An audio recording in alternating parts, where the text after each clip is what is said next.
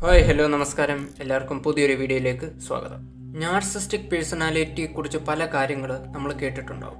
കുറേ അധികവും നെഗറ്റീവ് ആയിരിക്കും ഒരുപക്ഷെ ഈ ഒരു പേഴ്സണാലിറ്റിയെ പറ്റി കേട്ടിട്ടുള്ളത്. ഇന്നത്തെ വീഡിയോയിൽ ആ ഒരു പേഴ്സണാലിറ്റിയെ പറ്റി കുറച്ച് കാര്യങ്ങൾ പറയാൻ പോവുകയാണ്. ഈ നാർസിസ്റ്റിക് പേഴ്സണാലിറ്റിയെ 4ആയിട്ട് തരംതിരിച്ചിട്ടുണ്ട്. അപ്പോൾ ആ 4 തരത്തിലുള്ള നാർസിസ്റ്റിക് പേഴ്സണാലിറ്റിയെ പറ്റിയാണ് ഇന്നത്തെ വീഡിയോയിൽ പറയാൻ പോകുന്നത്. ഇതിൽ നിങ്ങൾ ഏത് ടൈപ്പാണെന്ന് തീർച്ചയായിട്ടും കമൻറ്റ് ചെയ്യുക. സൈക്കോളജിക്കൽ റിലേഷൻഷിപ്പ് ബേസ്ഡ് ആയിട്ടുള്ള ഇൻഫോർമേറ്റീവ് ആയിട്ടുള്ള കാര്യങ്ങൾ അറിയാൻ തീർച്ചയായിട്ടും ഈ ചാനൽ ഒന്ന് സബ്സ്ക്രൈബ് ചെയ്യുക. കൂട്ടത്തിൽ ബെൽ ബട്ടൺ കൂടെ എനേബിൾ ചെയ്യുക. ഈ വീഡിയോ ഇഷ്ടപ്പെടുകയാണെങ്കിൽ തീർച്ചയായിട്ടും നിങ്ങൾ ലൈക്ക് ചെയ്യുക. കഴിയുമെങ്കിൽ വേണ്ടപ്പെട്ടവരിലേക്ക് ഷെയർ കൂടെ ചെയ്യുക.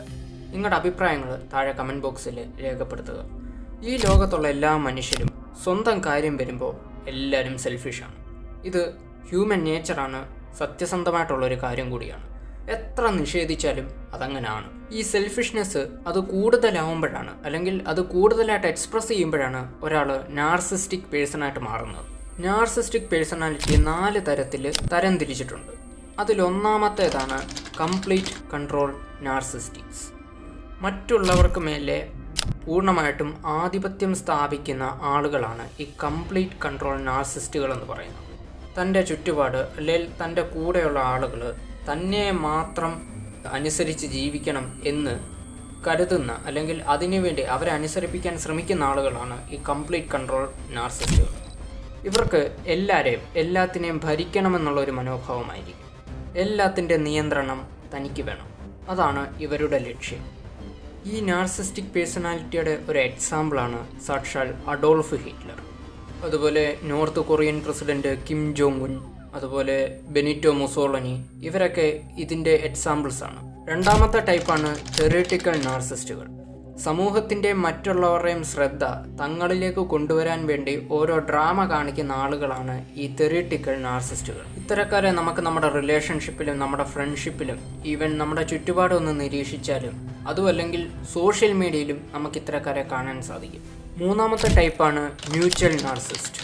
2 പേർ തമ്മിലുള്ള റിലേഷൻഷിപ്പിലോ ഫ്രണ്ട്ഷിപ്പിലോ അതിലേതെങ്കിലും ഒരാൾക്ക് ഈ ഒരു പേഴ്സണാലിറ്റി ഉണ്ടായിരിക്കും. ഒരു കംപ്ലീറ്റ് കൺട്രോൾ നാർസിസ്റ്റിനെ പോലെ തന്നെ തൻ്റെ ആഗ്രഹങ്ങൾ, തൻ്റെ ആവശ്യങ്ങൾ, തൻ്റെ നിയന്ത്രണം മറ്റൊരാളെ അടിച്ചേൽപ്പിക്കുന്ന, അല്ലെങ്കിൽ സ്വന്തം പാർട്ട്ണറെ അടിച്ചേൽപ്പിക്കുന്ന, സ്വന്തം ഫ്രണ്ടിനെ അടിച്ചേൽപ്പിക്കുന്ന ഒരു പേഴ്സണാലിറ്റി ആയിരിക്കും ഇവരുടേത്. സ്വന്തം വാദം അത് തെറ്റാണെങ്കിലും ശരിയാണെങ്കിലും അത് മറ്റൊരാളുടെ മുന്നിൽ വിജയിപ്പിച്ചെടുക്കാനായിരിക്കും ഇവർ പരമാവധി ശ്രമിക്കുക. ഇനി 4ാമത്തെയും അവസാനത്തെയും ടൈപ്പാണ് ഹെൽത്തി നാർസിസ്റ്റ്. ഇത്തരക്കാർ സ്വന്തം കാര്യം നോക്കുന്നവരും സെൽഫിഷും ഒക്കെ ആയിരിക്കും. എന്നാൽ അതിൻ്റെ കൂട്ടത്തിൽ തന്നെ മറ്റുള്ളവർക്കും ഇവർ വാല്യൂ കൊടുക്കും. അവരെയും കൂടി ഇവർ പരിഗണിക്കും. അത്തരക്കാരായിരിക്കും ഈ ഹെൽത്തി നാർസിസ്റ്റുകൾ. സെൽഫിഷ് ആണെങ്കിലും ഇവർ മറ്റുള്ളവരെ കൂടെ പരിഗണിക്കും. അതുകൊണ്ട് തന്നെ ആളുകൾക്ക് ഇത്തരക്കാരെ ഭയങ്കര ഇഷ്ടമായിരിക്കും. സ്വന്തം കാര്യം സ്വന്തം ലാഭവും നോക്കും, അതിൻ്റെ കൂടെ തന്നെ മറ്റുള്ളവരെയും പരിഗണിക്കും. നമ്മൾ മുൻപ് പറഞ്ഞ നാർസിസ്റ്റ് ടൈപ്പുകൾ വെച്ച് ഏറ്റവും മാന്യരും വ്യത്യസ്തരുമായിരിക്കും ഇത്തരം പേഴ്സണാലിറ്റി ഉള്ളവർ. അതുപോലെ ഇങ്ങനൊരു നാർസിസ്റ്റ് പേഴ്സണാലിറ്റിയാണ് ഏതൊരു മനുഷ്യർക്കും വേണ്ടത്. 2 തരം ആളുകൾ ലോകത്തുണ്ട്.